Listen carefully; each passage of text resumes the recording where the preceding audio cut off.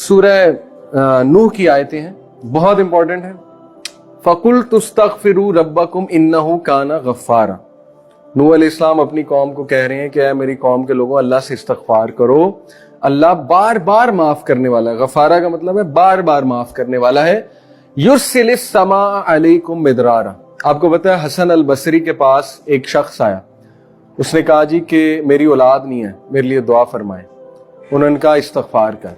एक शख्स आया, उसने कहा मेरा बिजनेस डाउन हो गया, मुझे बहुत लॉस हो गया, मुझे कोई नसीहत करें। उन्होंने कहा इस्तगफार कर। एक शख्स आया, कहा मैं अपनी वाइफ के हवाले से बहुत परेशान हूं, हमारे इश्यूज चल रहे हैं। उन्होंने कहा इस्तगफार कर। इसी तरह एक शख्स आया, उसने कहा जी कि मेरे बागात थे, उनमें फल नहीं आ रहा, मेरे लिए दुआ फरमा दें। उन्होंने कहा इस्तगफार कर। जब वो सारे लोग चले गए तो हसन अल बसरी से पूछा एक शख्स ने कि बड़ी अजीब बात है, मुख्तलिफ मसाइल के साथ लोग आए और आपने सबको कहा इस्तगफार कर। तो उन्होंने कहा ये मेरा फलसफा नहीं है, ये सूरह नूह में अल्लाह सुब्हानहू व तआला फरमाते हैं नूह अलैहिस्सलाम की जबान से कि इस्तगफार करो। अल्लाह क्या करेगा? युरसिलिस समा अलैकुम मिदरारा। अल्लाह तुम पे मुसलसल बारिश बरसाएगा। मिदरारा का मतलब है मुसलसल, एक बार नहीं, मुसलसल बारिश। और बारिश आपको पता है बहुत बड़ा सोर्स है वेजिटेशन का, रिवर्स का, ठीक है, ऊपर से आ रहा है सारा रिस्क।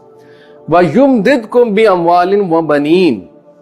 और अल्लाह इजाफा करेगा तुम्हारे माल में, तुम्हारी औलाद में। देखें कितनी बड़ी गारंटी है कि इस्तगफार करो, अल्लाह तुम्हारी माल में, तुम्हारी औलाद में इजाफा करेगा। दुनिया की बात हो रही है।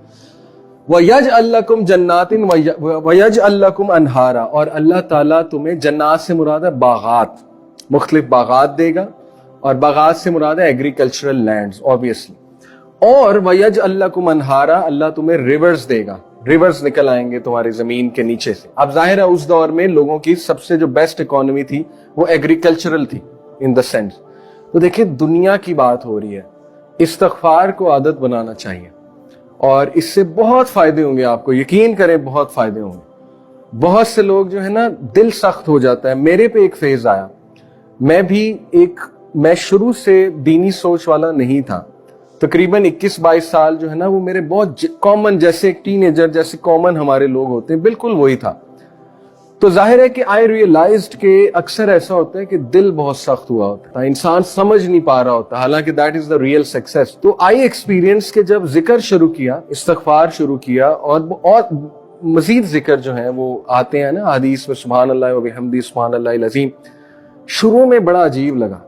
मैंने अपने को कहा यार तू तो मौलवी बन रहा है, ये तो मौलवियों के अल्फाज हैं, अस्तगफिरुल्लाह अस्तगफिरुल्लाह। तो वो एक ना हेजिटेशन मेरे दिल में थी कि यार ये तो तबलीगी मौलवी टोपी पहनी होती जिन्होंने, तो वो करते हैं। तो शुरू में रेजिस्टेंस आई, लेकिन अल्हम्दुलिल्लाह slowly and steadily I started to see the results. एक अजीब सा सुकून, मेरा दिन बहुत अच्छा गुजर गया।